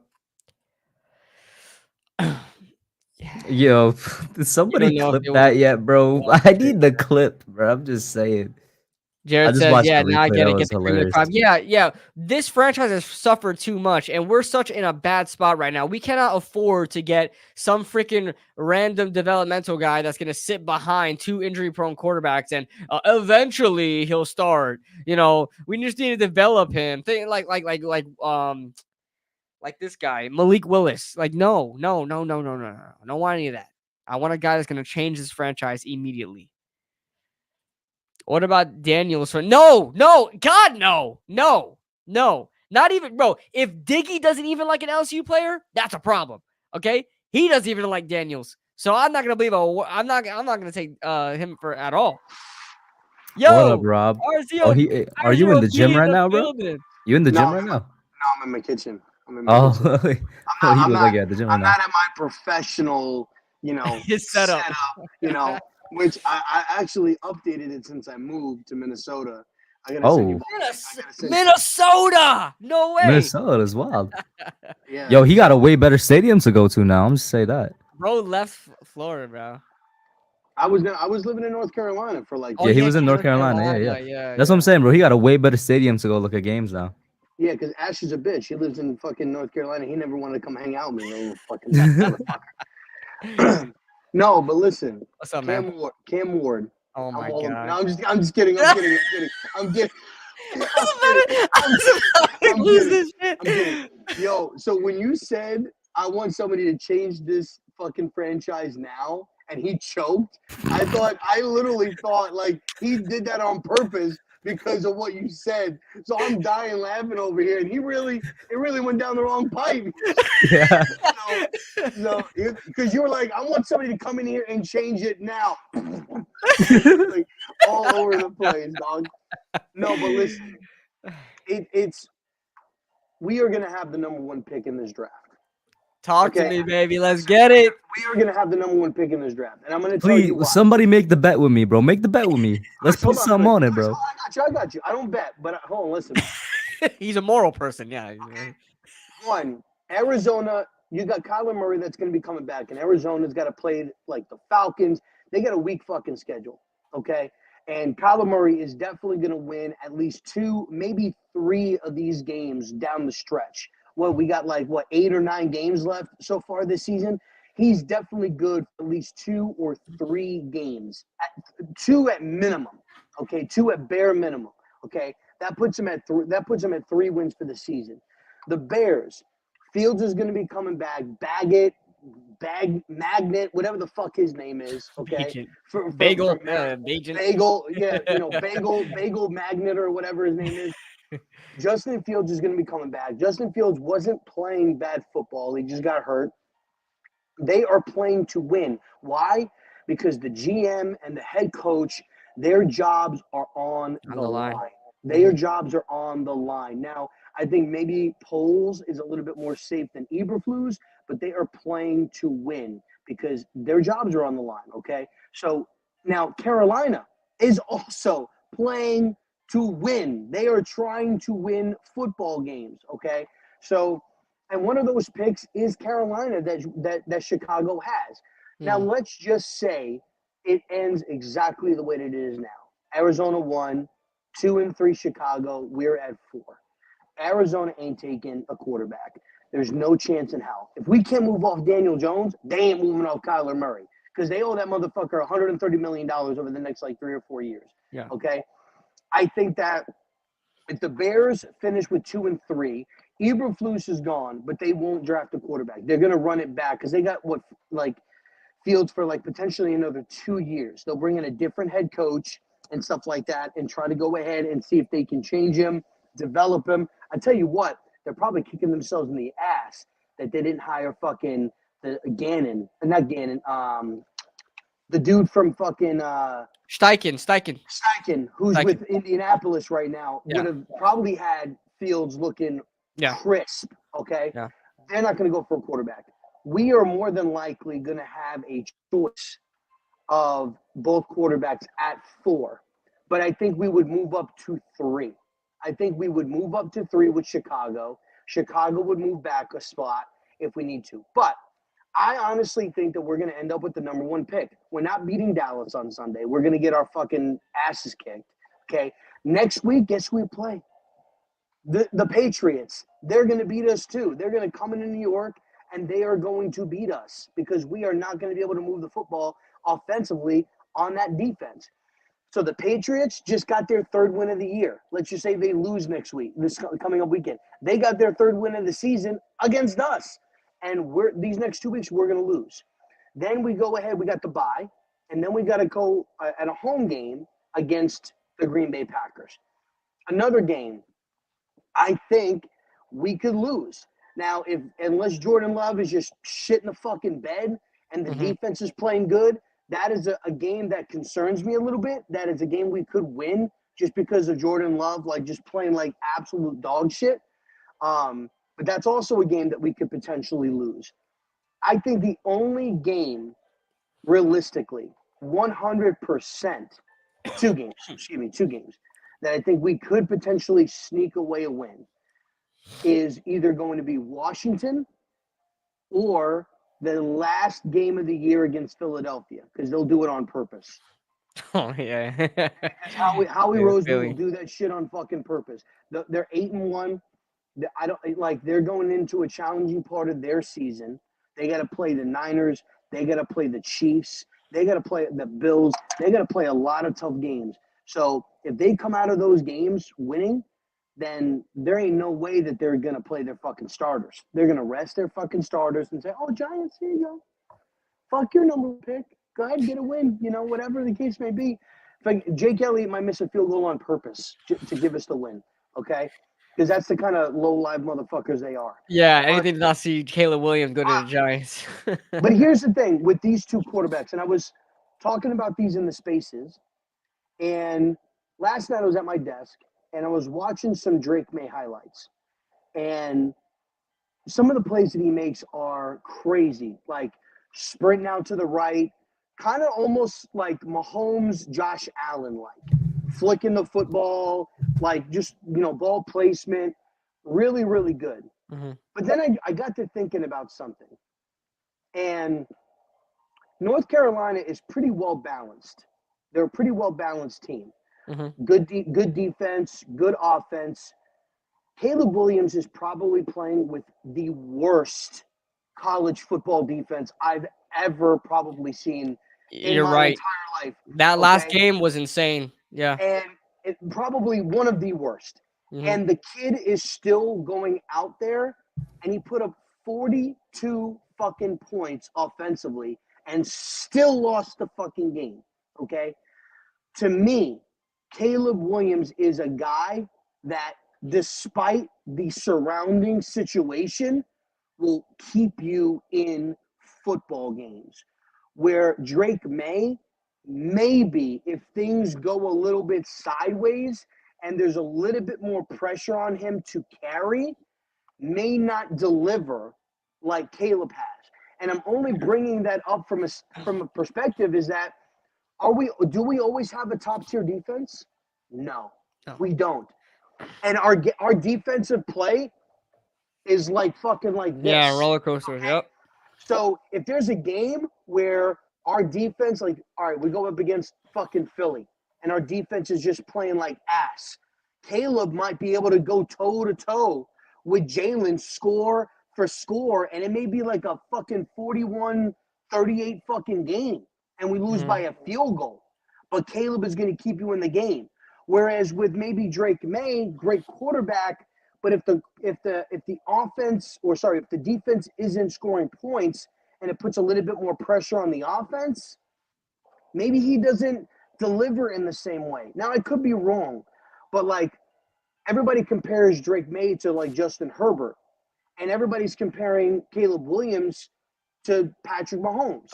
Yeah. And it's like, I couldn't help but think about this, and I was probably wrong for thinking about it this way, but it's like, I think Justin Herbert is this century's Phillip Rivers. Going to put up great stats, but he's with the Chargers, so it's fitting. That makes sense. And he's going to put up great stats, never win anything. Down to it, never win anything. Gets to the playoffs a few times. Maybe he gets to a conference championship game, but just ultimately, just not enough play from him to get them to where they need to be. Whereas a guy like Caleb right now, we were talking in the spaces, the Chiefs don't even have the most dangerous roster. Oh, not even close. They never really. They never do. Defensively, they never do. Like especially defensively. Their wide receivers. Yeah, trash. I agree. Because Mahomes is on the quarterback, they are always in it to possibly win it. And I think, what if Caleb is that? Mm-hmm. Right? He's doing it right now. Granted, they have good weapons offensively. And some of them may be where if they were playing with another quarterback, maybe they're not as flashy, but his defense isn't all that great. They're terrible. And he's still producing at a high collegiate level. So what if we had a choice? We had the number one pick. We had a choice. And we took Drake May over Caleb Williams. And I think about this and I'm like, do I really want to go 10 or 15 years of having just great quarterback play, Hall of Fame-like numbers, but nothing to show for it? While Caleb Williams while Caleb Williams maybe just is straight up dog walking everybody and is the Patrick Mahomes of the NFC potentially if he goes to the NFC, and it's Williams and fucking Mahomes almost every fucking year in the Super Bowl or in the conference championship game or something like that, and you miss out on that opportunity. That right there is something that I don't want to miss out, because I think about Charger fans. I think about Bills fans. Great quarterback play. What do the Bills fans have to really hang their hat on? Granted, every year you could say, you know what, we got a shot because we got Allen, we got this, right? And you get to the playoffs to ultimately lose, to ultimately say it just wasn't enough. Like last year, Josh Allen, he got outplayed by Skylar fucking Thompson or whatever the fuck his name is. Yeah. Like, how is that possible? And I get it, he was injured and everything like that, but how is that possible? Justin Herbert, you go up 28 points, and it's not on him, the loss, but like then you lose to the Jacksonville Jaguars. The Jags game, yeah. You know what I'm saying? It's like, Trevor was just on it, man. Trevor was just on it, but it's like I don't want to have that. So to me, Caleb is the guy. Caleb is the diamond, in my opinion. He's the guy I would want. Now, I wouldn't be disappointed with Drake May coming in, because I think he's going to be able to still produce great. And who knows, he could be Josh Allen 2.0, because maybe Josh wins the Super Bowl. Maybe Josh and them go further if Dave's is still there. Who knows, right? But to me, if you're looking at a reset, Caleb is a guy where Barkley could walk. You really don't need a top tier, probably number one wide receiver like a JJ or something like that. He could go out there with Hyatt, with Wandale. Shit, you could probably maybe keep Darius Slayton, and they would actually get the job done with Caleb Williams. Caleb would actually get the job fucking done. I think he would. I really, really think he would fucking do it. Yeah, I don't doubt it. I don't doubt it. That's my thought process on it. Like, I'm Caleb all the way, but it's down to these two. Like, granted, Penix is, and Sal said it today, and I give credit to Sal, and it makes sense. Penix, I think, would thrive with Minnesota, because like they're just like a throw it down the field, big play type of offense. And you got Addison, you got JJ. He would thrive there. You got TJ. He would thrive there. He's gonna be like a Tua. He's gonna be like a Tua. That's what Penix is gonna be. It's gonna be like a Tua Tagovailoa, left-handed quarterback too. Like, so it's funny. Exactly. And so I don't think he would work with us. I don't think our offensive scheme fits what his skill set is at all. Yeah. So I don't want any other quarterback besides these two. Like I don't want, like I said, I keep hearing, like, before I understood it, because if Daniel Jones wasn't injured or we need to move on from him right away, I would understand the arguments of Cam Ward or JJ McCarthy, have him kind of learn with Brian Daboll for a year, developmental. But we're in a position right now where we need a quarterback right now. Like, we are probably going to have, if we don't get one of these two guys, we're going to have Tyrod Taylor starting day one next year. If Tyrod Taylor even stays, because Daniel Jones is not going to be ready week one. Daniel Jones will not be ready week one. No, they're not. He's not. And they're going to re-sign. I think they're definitely going to re-sign Tyrod. I think they're going to probably give Tyrod maybe a 1-year deal. Yeah. And the anticipation would be more than likely like he'll be the starter. Yeah. Going into the year, but then if we get one of these two guys, they're going to work their way up to being the day one starter. I think they should be a day one starter, and then from there on, you can't. And this is why I want also one of these two, because when you have one of these two starting, Daniel Jones gets healthy. He's not one of these two is not getting benched. You know, they're gonna remain the starter, and Daniel Jones is gonna be a really expensive backup. But that's what I want. If you get a JJ McCarthy and he winds up starting in week one, Daniel Jones is gonna come right back in there, and JJ McCarthy is gonna ride the bench. I don't want that. I actually, and here's my thought process. I don't think Daniel Jones played his final snap as a New York Giants quarterback. I believe so. This is what's going to end up happening. They're going to have Tyrod. They're going to re-sign him. And he's going to be the projected starter. and one of these two guys will take, and they'll be the starter. Jones will get cleared, and then they're going to trade him. He's never even going to be the who though? To who? Somebody. Who's going to take that thing? Somebody. Because at that point, when the trade deadline is, maybe the majority of it. Same thing like with Leo. Leo's contract, as far as like, was like $9 million. So it made it a little bit more appeasing to move him. Oh, they pay most of it. And they paid most of it. The Giants are just going to move him. There'll be a team that needs a quarterback. DJ will be coming off, right? He'll be cleared, right? And they're because they're not going to cut him, but they'll trade him, and they'll probably trade him for like maybe a 4th, 5th round pick, something like that, 6th round pick. But he's going to get traded, and somebody's going to get him for cheap, and that's going to be it. Because if he touches the field, they owe him medical money, guaranteed like $23 million. They are not going to let him play another snap because they saved themselves like $20 million.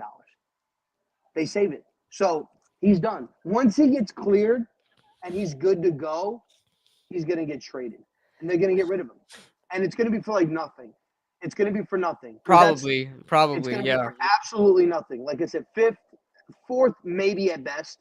But I think more than likely anywhere from a 5th to a 7th round pick, they'll trade him and he'll go to a team that's in desperate need of a quarterback, somebody that's got an injury that needs something or whatever. You could have, maybe could be Cincinnati as a backup. Atlanta. Could be Atlanta. Atlanta. Could be Carolina for a backup job. Somewhere. But it ain't gonna be with us. And Tyrod will be the backup. Tyrod's never even gonna see the field. Unless one of these guys get hurt. Tyrod's never gonna see the field. I'm gonna make another prediction too. If we get Caleb Williams, he's going to wear 15. That'll be dope. He's going to wear 15. That'll be dope. Jalen's next Mahomes. Jalen. I'm gonna make another bet. He's gonna wear number 3, and Shep's gonna be out of here. He ain't gonna wear 3. Gonna wear 3. He ain't gonna wear 3. Put some dew on it. And you know what's crazy? What do you mean when you say dew? What do you mean, like a Mountain Dew? yeah. That's what Skip Bayless be saying. What Skip be saying. Put some dew on it, bro. Put some dew on it. He's gonna wear 15 because Jalen right now is rocking 13. But the 13 doesn't really mean much to him, to be honest with you. It does. He would have taken 11 if it was available. Yeah. And Phil Simms ain't gonna come out and be like, "Yo, man, I'll give you my number 11." Right? We ain't the Cowboys where Michael Irvin is passing down jersey numbers. That's crazy. That's ridiculous. Yeah. Okay. So he ain't gonna do that. So he's gonna wear 15, and it's gonna be 15 to 13, 15 to 17. That's what it's gonna be. He ain't going to wear no single-digit number. He's going to wear – because he can't even wear 1. 1's retired. One's retired. Yeah. One's retired. Tyrod's got 2. Tyrod's got 2. He ain't gonna wear 3. He's going to wear 15. And he's going to wear 15. He's going to be our Mahomes, man. I hope so. And my two predictions. We not getting the number 1 pick. And if we get Caleb, he's wearing number 3. My 2 predictions. 15 ain't happening, bro. All right, I got some predictions. Go ahead. We are gonna get the number 1 pick. We are gonna take Caleb. Well, I will hope that we take Caleb because I don't want to say we are gonna take Caleb. I hope that we take Caleb. If we take Caleb, he's gonna wear 15, and I'm gonna be ecstatic because we're gonna get our quarterback and not have to give away any assets to get him. I hope so, man. And we got 2 second-round picks. We got 2 second-round picks. Mm-hmm. They could do a lot of things with those. You could go wide receiver, offensive lineman. You can go wide receiver, edge rusher. You can go wide receiver, corner. You can go wide receiver. I don't know, 2 wide receivers. Go 2 wide receivers if you want back to back. Because here's the thing. I'm gonna say it. I'm gonna give him his love. I'm gonna give him his flowers. Micah McFadden's that dude. Micah McFadden's been playing. Hey, man. Wait. Micah has been playing some ball, right? And I know this motherfucker over here has been absolutely hyped each and every week. 89 overall PFF grade. Bro, and he was named to like the all PFF team this week or something like that. I was like, God damn, let's go. Listen, he's playing some good. I think him and Bobby really complement each other pretty well. When you look at just and we were shitting on a lot of us were shitting on Joe Shane's draft, but when you look at like Flott's coming along, he's playing some good ball right now. Developmental guys, developmental guy. Micah McFadden. Jordan Riley showed some good things. DJ Davidson has been quietly, like when his numbers called, he's been making some plays. Really, the only guys that aren't really showing up, Evan Neal, but I think that he's a product of a bad offensive line coach. And you could say Josh Azuto and McKeithen, but the same thing. Like I don't think that Josh Azuto and McKeithen are starters. I think they're depth serviceable guys, but they don't even look like that because Johnson is Bobby Johnson is horrible. You hit your funny bone? Yeah. Spitting everywhere, you're hitting your funny bone. What the fuck's going on with you, bro? I'm sleepy. I'm not gonna hold you. Oh man. Don't be worried about the damn fucking Patriots, bro. Come on. The reason why I'm worried about the Patriots is because they are in a position that they have no I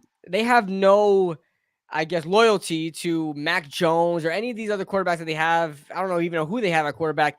I could see them trying to jump us in a trade to get one of these two quarterbacks. So that's why I feel like if we do not end up with one of these top two picks, we have to trade up to ensure we end up with one of these two guys, because I do not want the Patriots to jump us, get Caleb Williams, and we're left here like, fuck. Like we got Drake May, but it's gonna be funny next week.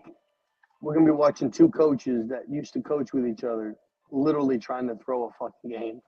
Yo, that is so true, bro. You're gonna see him on the sideline. Bill's like, I'm trying to get you to fucking win. Fucking take the game, Brian. Fuck. Brian's gonna be on the other side like, yo, Bill, what the fuck are we doing here? Just take the fucking points. What are you doing here? Bro, they're going to be pulling out all the stops. You're going to see them going forward on like fucking 4th and 8. Like they're going to be doing some crazy shit. They're going forward on 4th and 8 on their own 30-yard line? Are they mad? Like, bro, you're going to see some shank punts. Like, bro, like Bill is going to pull out all the stops. But Colin Cowherd was right. The only two teams out of all of us that really don't need to win, like is us and the Patriots. It's us and the Patriots. Like McVay, and the Rams, like they've got something they got to prove. Like they need to win games. Arizona needs to win games. The Bears are trying to win games. The Panthers are trying to win games. We're really the only team in the top 10 that really our jobs are on the line, so they don't really need to win. They don't really need to win. They're in a prime position. The Packers, Matt Eberflus, he needs to win. He needs Jordan to look good. Like he needs to win. Otherwise, he could be on the hot seat. They could move on from him at the end of the year. They could. You never know. Yeah, I mean, it's we're between a rock and a hard place, man. Because I watch the games every week and I want to win, but then I know that if we win, we become one more game out of the running for one of these two quarterbacks. I don't think I can still do it. I'm just gonna watch and see how it plays out. I can't root for this team to lose. I can't. Listen, I'm not rooting for us to lose. I'm not rooting for us to win. Just root for the young players. Yeah, I just want to see these guys ball out, man. When Jalen makes a catch or Robinson makes a play, cheer for that. If Tommy makes a nice throw, cheer for him.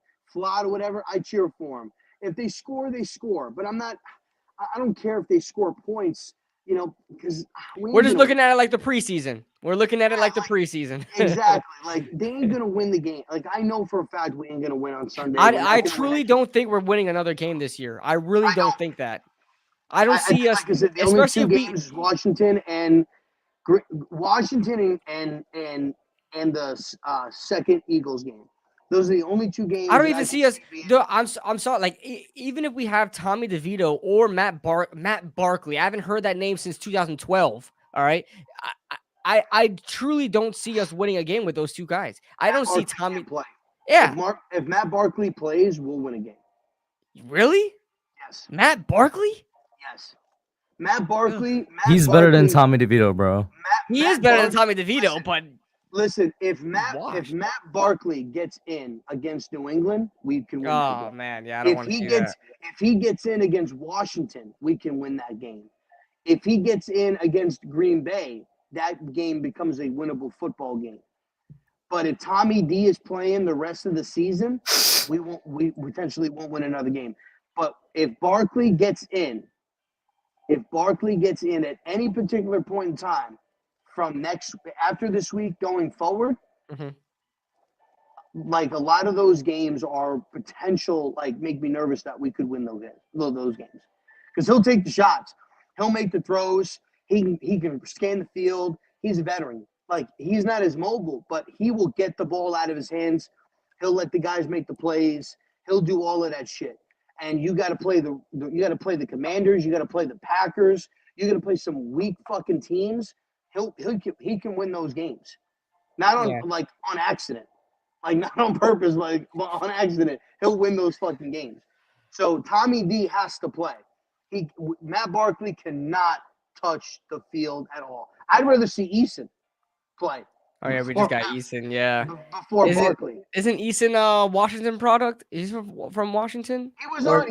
He played for the Colts last year. No, say for out of college. Where was he from? Maybe Eason. But he played. He came in and played and took over the game last year when we played against Indianapolis when we knocked out Matt Ryan. He came in. Yeah, he played at Washington. Yeah, he was first at Georgia. Like a fart in church. I went over like a fart in church in that game last year. So man, can't let Barkley play. If he plays, it's over. If he plays, it's over. Oh, we'll see what happens, man. But R0B, what else? Well, give us your last final words before we end this one out, man. Before we move on. Final words. Barkley's back on a 2-year deal. They're gonna do what they should have done. You're still on your agenda for your Barkley agenda, I see. No. Like I'm just messing with you. No. I know. I thought that he was somebody that they should have just moved at the trade deadline and just traded him. And for some reason, they told him that they weren't gonna trade him. And I think that's fucking stupid. I love Barkley. He's my favorite player, but I get the business side of it. And they should have moved him and got some type of value for him, but they didn't. And I think they're going to do it because they realize that they fucked up, and they're going to do what they should have did last year, which is what he wanted, which was they're going to guarantee him a 2024 tag and a 2025 tag, and they're going to give him a 2-year deal. And he's going to be here the next 2 years. McKinney's gone. He's not coming back. He likes to run his fucking mouth. So he ain't coming back either. Yeah, that's happening a lot, yeah. You saw Andrew Thomas's response, bro. Andrew Thomas's response was literally, "I don't know what bro's talking about." that was basically Andrew Thomas's response. Oh shit. Yeah. So McKinney's gone. Campbell's gone. Slayton's gone because Slayton likes to run his fucking mouth too. Everybody can try to get us out of here. Yeah, well, because you fucking suck, Slayton. You suck. Okay. So yeah, everybody wants you out. So Slayton's gone. Barkley's going to get re-signed. We're going to get the number 1 pick, hopefully. I believe that we will. But yeah, man. I think that's pretty much it. And for everybody on X or Twitter, whatever you call it, I was right. This year was 2021 all over again. What happened in 2021? Did Barkley get a high ankle sprain in 2021? He sure as hell fucking did. Did he get a high ankle sprain this year? He sure as hell fucking did. This is his 3rd high ankle sprain. Did DJ hurt his neck in 2021? He sure fucking did. Did DJ hurt his neck this year? He sure fucking did. But the football gods were on our side. Whatever negative demonic energy that Daniel Jones had around him, devilish fucking energy, where he was gonna go ahead and suck the life out of this fucking fan base and this franchise. The football god said, "Whoa," and they tore his ACL and said, "No, shit. you are out of here. Whether you want to listen, you're out of here whether you want to be or not, because it's fucking time." Okay, somebody must have showed up to the field with a damn rosary bead and was like, saying fucking prayers and got him out of here. And I'm not happy for his injury. I don't want injury in anybody, but this is what this franchise needed. We needed this. To force something, to force a change. I feel you, yeah. It's a force of change. I gave the example. It's like when you cheat on your girl and you want to tell your girl the truth, right? You want to tell her. You desperately will, because you feel like shit. And every time you see her, you feel like shit. But she finds out anyway. And you just say, and then finally she finds out. Yeah, and you're like, damn. Well, it didn't come from me, but you feel so fucking relieved that it didn't come from you. You got to deal with the repercussions. But you're like, fuck, because I couldn't do it. Somebody did it for me. This is exactly what it is, bro. That's such a good comparison. That's a good analogy, man. All right, man. Well, R0B, you guys can follow R0B. I think it's the same thing. Your Twitter is the same thing. YouTube the same thing, right? R0B, right? Real underscore R0B, yeah. Yeah. So that's where you find them. All right, Rob. We'll talk to you, bro. All right, my man. Have a good one, man. Have a good one, man. This ended out here too. That's our man, Rob. Gave us our thoughts. He gave us his thoughts about and I knew we were gonna get some talking with the quarterback position, because he's been talking about that for a while now on Twitter and the spaces and stuff like that. But right before we end this one out, guys, I just want to give a quick little exercise. I just want to have this topic in here just because I made this the damn thing. I don't want to make it for no reason. But all right, setting a foundation. Obviously, the Giants are gonna be in honestly a full rebuild mode, right? Getting a quarterback is, to me, step one of a full rebuild. And so you're going to be looking to sell a lot of players, but you also have to keep around some cornerstones, some pieces that you need to keep on this team. And I just wanted to kind of make this exercise. Who do you guys think needs to be a part of this roster moving forward, and guys that this team can build around? Kush, you can start, man. The obvious names. I'm only gonna list out the people that should be here, that 100% should still be here, and then, like I said, will be the obvious names. So that's Andrew Thomas, that's John Michael Schmitz, Jalen Hyatt, Wan'Dale Robinson. Leave your top players in the chat, guys. We could read them out. Dexter Lawrence, Kayvon, Micah, Bobby. I gotta say his name. Almost everybody in the secondary except for Xavier, because with the way Jason Pennick's been playing, and even I feel like Dane Belton can develop. There's no reason I don't believe he can't develop. Definitely, as you could tell, way more players on the offensive side of the ball. Going back to on the defensive side of the ball. Going back to the offensive side of the ball, maybe I'd say one or two more depth guys. Like I feel like Zudu has earned a spot as a depth guy. But that's really about it. Like I said, the obvious names. Everybody else can go, man. Yeah, I'm so, and a lot of those names, maybe when I give my list, I don't really have a written list, but maybe most of them are going to be the same. My as an opinion, besides a couple of players, I really wouldn't mind just resetting this entire team. I mean, the best we can do it. Obviously, you can't get rid of everybody, then sign new contracts, because obviously there's a lot of dead money involved with the contracts you already have in place. But first of all, offensive side of football, Andrew Thomas, he's already signed back here. I mean, he has to be here. John Michael Schmitz is going to be a really good center in the NFL. Not what everybody said he was, like he's going to be the next freaking Jason Kelsey or anything like that, or Creed Humphrey. But he's a good piece. A guy like, bro, call me crazy, a guy like Darren Waller is a guy that you could probably move on from because he's going to be 32, 33 years old next year, and he's making a lot of money. So if you're talking about a full rebuild, you may want to keep him around, but you have a Daniel Bellinger here as well. Daniel Bellinger is a guy I'll keep around that I do not want to let go of because he can be a good piece for a young quarterback to be kind of a security blanket for. Jalen Hyatt, Wan'Dale Robinson, Darius Slayton is a guy I would keep around, but I'm making sure he is not consistently our number one wide receiver. We can't keep going into these years as him as our number. He's a good player, but the wide receiver position is not changed over there, and it's not elevated itself with him as the number one. It's just not. But I wouldn't mind keeping him around. But everybody else, I love Barkley. So, but he's not 100% guaranteed. But these are guys I want to keep on the offense, guaranteed. Everybody else can kick rocks if the GM sees fit to it. Defensively, Dexter Lawrence, Kayvon Thibodeau. And that's pretty much everybody on the defensive line that I really care about. Micah McFadden, Bobby Okereke, and I'm really, bro. I'm sorry, I gotta talk about it. I'm really excited about Micah McFadden, man.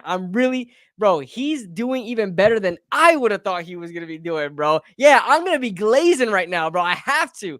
It's too late in the night for this, bro. How many? This is like the fifth game in a row this is like the fifth game it's in a row. 11:13 p.m., bro. This is crazy out of you. I'm gonna wrap it's this 11 up. To be glazing a grown man at 11:13 p.m. on a Wednesday night. I'm gonna wrap this up, but Micah McFadden, when he didn't even do anything this past week, bro. He did, bro. He did. He had a couple of good plays. Fifth game in a row where I literally heard on the Can we talk about the secondary? Yes. Can we talk about Tay Banks? Let me glaze. Can we talk about Tay Banks? Can we talk about the 6th round gem? No, he hasn't been playing. He's been playing like shit. Micah McFadden. This is like the 5th game now where the commentators were like, wow, Micah McFadden is having himself a game. I'm like, yeah, he's having himself a game every week. This man is killing it.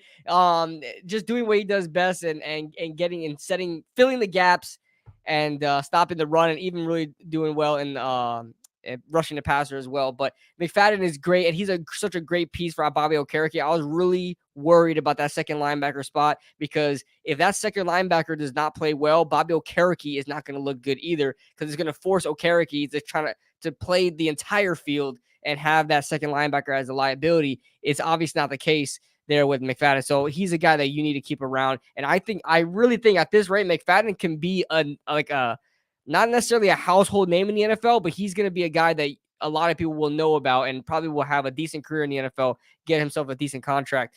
And on the secondary, you're right. Like Xavier McKinney, as much as I liked him as a player, at the end of the day, I get the last laugh. Antoine Winfield is a better safety than Xavier McKinney. Antoine Winfield is a top 5 safety right now. And you told me back when we drafted Xavier McKinney he's a top 5 safety in the NFL right now. And we gotta take him. Xavier McKinney is still better value. Okay, let's keep it real. Let's stop trolling for a second. Wait. No, we drafted him over Winfield. You heard what I just said, right? Let's keep it real. Let's forget all the troll for a second. Nobody cares. And it doesn't matter to an NFL team to have a top 5 safety. You know what I'm saying? Like, let's give it room for a second. Having a top 5 safety, that's not important to an NFL team, bro. No, he's a ball hawk. Right, but KB, like you're ignoring like Matthew. You're ignoring my statement, or do you agree or disagree? Having a top 5 safety don't mean anything. Now it don't mean nothing. But what do you mean now? It's always never meant anything. I'm not letting you get away with this. I'm not letting you get away with this, bro. Because I remember back in 2021. Look at when Jamal Adams was a top 5 safety. It didn't matter for the Jets. No, right? There's literally only one safety in NFL history that I can think of where them being top 5 or being the best actually contributed a lot and mattered to the team, and that was Troy Polamalu. Bro, there's plenty of good safeties besides Ed Reed. Good safeties. But how much did Ed Reed really contribute to that Ravens defense, bro. When you had Ray Lewis, Terrell Suggs, Ray Lewis, Terrell Suggs. Ed Reed was arguably better than Troy Polamalu, bro. What are we talking about? Polamalu was an animal with instinct. You're getting away from the whole point of how much does having a quote-unquote top 5 safety matter to an NFL team. It doesn't. You know what does matter? Letting you... Micah McFadden, top 5 linebacker. Yo, this man. That's what does matter. Is trying to patronize me, bro. Bobby Okereke, Micah McFadden. That's what matters. Linebackers, not safeties. So now you're on the Micah defensive lineman. I'm not letting Kayvon Thibodeau. I'm not letting you get away with calling Kayvon Thibodeau a bust. Let's keep it real. I'm not letting you get away with saying, Kayvon Thibodeau doesn't move the hell out of me right now. Kayvon Thibodeau doesn't move me. Kayvon Thibodeau playing trash right now. Next week came out playing like the best edge rusher in the game. Are you saying I'm Sal Licata right now? Come on, bro. I'll let you slide. Just because you brought up Micah McFadden, I'll let you slide. But yeah, King Micah. And Deontay's playing well too, man. Deontay's playing very well. Exactly. Deontay Banks is more important to defense than Antoine Winfield is, bro. Like, let's keep it a buck. All trolling aside, bro. Let's keep it a buck. You're trolling insanely right now, but okay. No. A number 1 cornerback is more important than a safety. What are we actually? There's no way you believe a number 1 safety is more important. Right now is still probably like a top 20 cornerback in No, but I'm saying what Deontay Banks is going to become and what he is. He fills the role of a number 1 corner. That is more important than a safety. Anybody will agree with that. Yeah, but Winfield is not just a drop back safety like the safety you're thinking about, where he's like dropping. Yeah, back. I know he's not just a drop back safety, but Tyrann Mathieu was insane. Perfect. He's exactly but listen, perfect comparison. It's just like how Saquon isn't just a regular running back. At the end of the day, there's only so much his position allows him to do. I agree with in terms of impact. I agree with that. Thank you, Marjorie. Thank you, Marjorie. Thank you, Marjorie. Don't ever mix those two names again, man. Especially that other guy named Gio, the Boomer and Gio show that he completely off the rails. He's actually classless, bro. Yeah, it completely went off on Carl Bates for no reason. He should not have my name. But anyway, guys, we're gonna wrap this one up, guys. This was a very fun show. Thank you guys all for popping up in here. Next week we're gonna be. I just want to end it with height 6'1", weight 231. Oh my God, Do you know who that is? Micah McFadden. Micah McFadden, height 6'1". I know my guy. 231. All right, bro. I just want to end it off with. Yo, we just turned Kush into the biggest Micah McFadden fan real quick. I just want to end it off with height 6'5", weight 258. Kayvon Thibodeau. Yeah, Kayvon Thibodeau, bro. All right. God. Listen. Well, I'm starting a new trend, bro, where we gotta refer to our players like this because they deserve it, bro. All right, and I'm gonna end it off with height 6'2", weight 200. All right. Wait, height 6'2", 200. Height 6'2", weight 200, flat. Don't tell me you're talking about Tommy DeVito. Okay. Okay. I'm about to say. Tay Banks. 6'2", 200. Oh, he gained some weight. Yeah, he's listed as just 200 flat. Oh, he was like I think he was not 200, right? Yeah, he was not 200 a couple months ago. 180 or 190 or something like that. I think he was like around 190. Yeah. But for those of you that don't know, just real quick, where that meme comes from with the height and weight thing, you guys know I'm a huge LeBron fan. It comes from like several like YouTubers. Like whenever they get into the talks, obviously he's a freak of nature with his build and everything. So they say height 6'9", weight 260. That's what they started saying, bro. Did you see those videos like LeBron James be going on live and he be talking about stuff he doesn't know, and it clearly looks like he's looking up stuff as he's like, yo, happy tight ends day, everyone. Bro, you know what's so funny? Plenty of tight ends in the league. George Kittle, and he'd be looking over here, Travis Kelce, and then he was like Dawson Knox. I'm like, bro, you definitely looking at a computer. You know what's so funny, Who the bro? fuck name is Dawson Knox? People are legitimately annoyed by that, but that's one of my favorite things of he does it on purpose. Yeah, that's one of my favorite things of him. It's like, yo, you could tell a good part of him is just a big kid, dog. Yeah. It's like a lot of this, like I feel like he does on purpose, but it's also he's just unintentionally funny a lot of times, bro. Yeah. I don't know if you ever seen the clip where somebody lost their glasses on the floor in the game and he just picked it up and put it on for no reason. Like he's just unintentionally funny, bro. Yeah. But enough glazing LeBron for one stream. But all right, guys, we out of here. Thank you guys for joining in. We'll be on 9:30 Eastern Standard Time on Christian Channel tomorrow, and it'll probably be another pain stream, but we will get through it together. Thank you and good night.